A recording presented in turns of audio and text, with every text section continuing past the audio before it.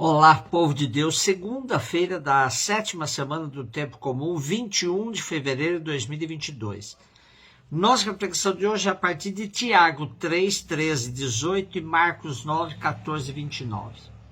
Caríssimos, quem dentre vós é sábio e inteligente?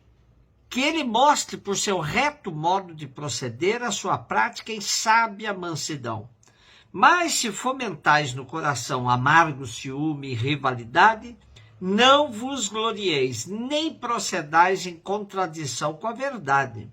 Essa não é a sabedoria que vem do alto. Ao contrário, é terrena, materialista, diabólica.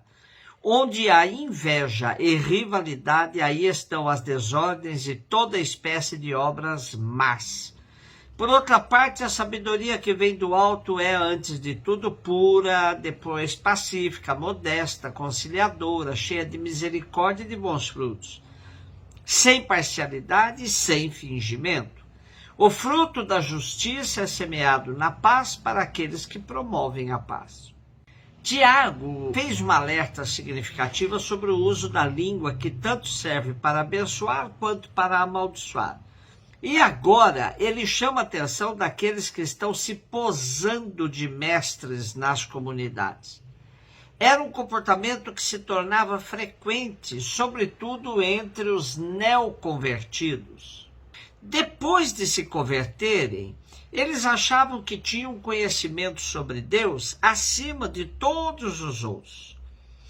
Tiago ressalta a diferença entre a sabedoria que vem de Deus, que vem do alto, daquela que é enganosa, pois fruto de amargo ciúme e rivalidade.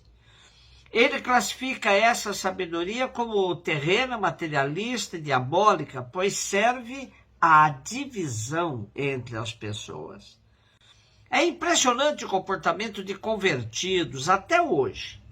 Não raras vezes temos pessoas que se apresentam como convertidas, vinda de diversos movimentos espiritualistas. Partem de sua experiência para olhar a realidade e creem que o processo pessoal pode e deve ser repetido por todos. Tornam-se muitas vezes pessoas insuportáveis. Dizem ter se encontrado com Deus verdadeiro e, a partir disso, julgam todas as demais como carentes de uma experiência como a deles. Sentam-se no trono dos mestres. Daí que Tiago os alerta contra a soberba e os convida a semear a paz ao invés da rivalidade e da discórdia. Como nos ajuda ainda um exegeta português, Tiago leva-nos a meditar na relação sabedoria e fé. Uma e outra se entrelaçam, formando como que um tecido compacto que cobre e aquece a pessoa humana, fazendo-a caminhar para o bem e para o amor. De fato, a pessoa sábia e crente tem, com os outros, um relacionamento fundado no acolhimento e na escuta. Por isso é mansa, pacífica, prestável, misericordiosa, imparcial e verdadeira na relação com seus semelhantes. Na relação com Deus, reconhece-se que precisa dele, que necessita de encontrar a Jesus no seu caminho. Está consciente de que, por si mesma, não é capaz de fazer o bem e de caminhar no amor. A fé faz crescer a sabedoria e a sabedoria aumenta a fé. O verdadeiro sábio e crente não cairá numa justiça meramente terrena. A humildade é a fé escondida e a confiança daquele que tudo espera, e por isso tudo cobre na caridade.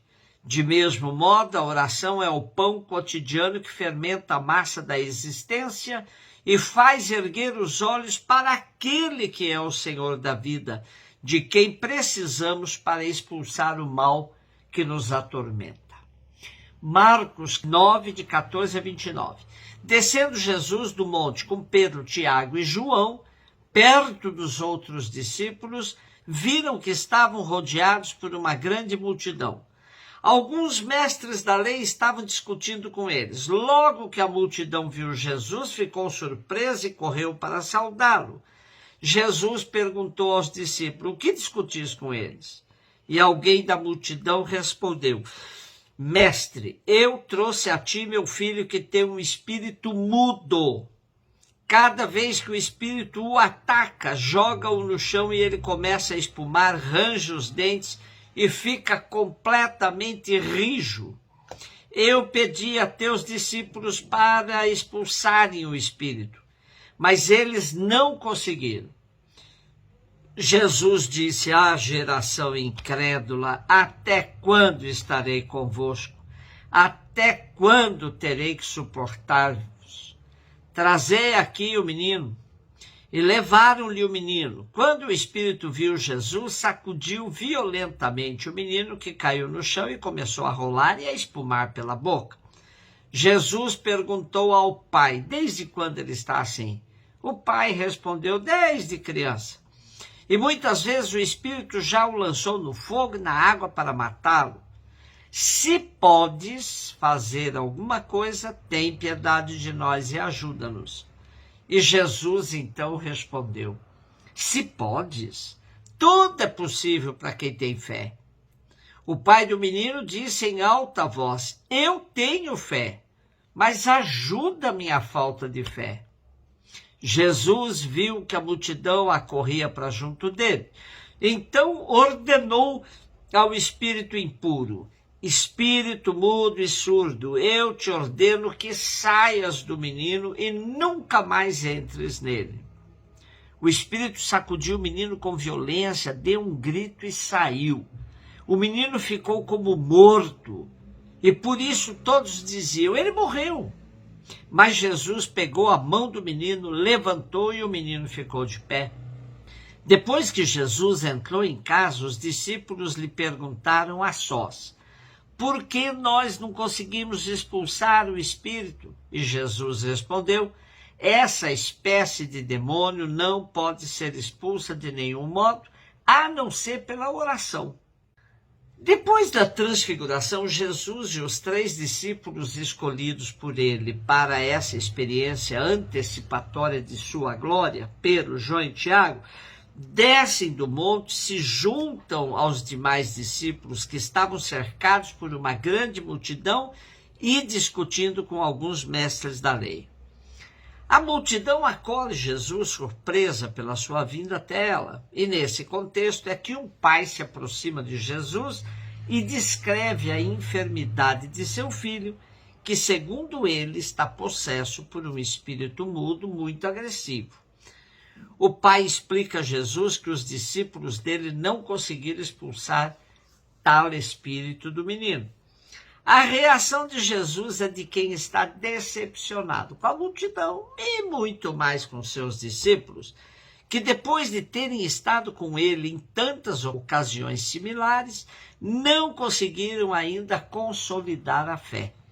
Por isso Jesus diz: geração incrédula, até quando estarei convosco? Até quando terei de suportar-vos?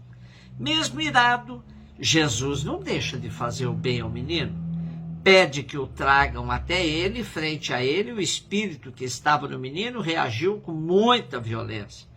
O pai, de maneira tímida, pede a Jesus que, se ele pode, por piedade, faça alguma coisa.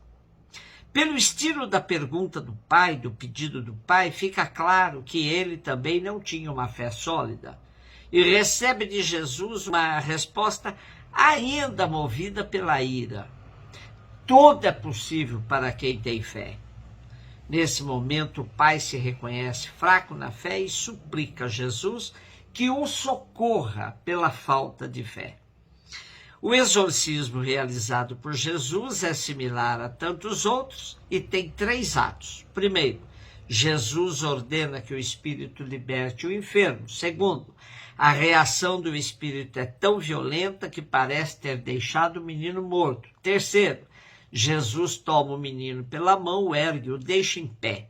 Esse relato era usado na catequese batismal das comunidades primitivas, onde a morte e a ressurreição acontecem de maneira explícita, pois o verbo usado levantar era próprio da cena da ressurreição.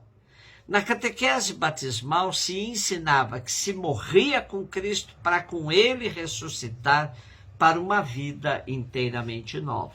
Por fim, Jesus insiste com seus discípulos que é necessário fé expressa por uma profunda conexão com o Pai, por meio da oração, para enfrentar os espíritos maus que habitam no mundo. Mateus acrescenta a necessidade do jejum junto da oração para enfrentar tais espíritos. Porém, Jesus deixa claro que é possível enfrentar sim o demônio, desde que se viva em profunda comunhão com o Pai. Um beijo no seu coração.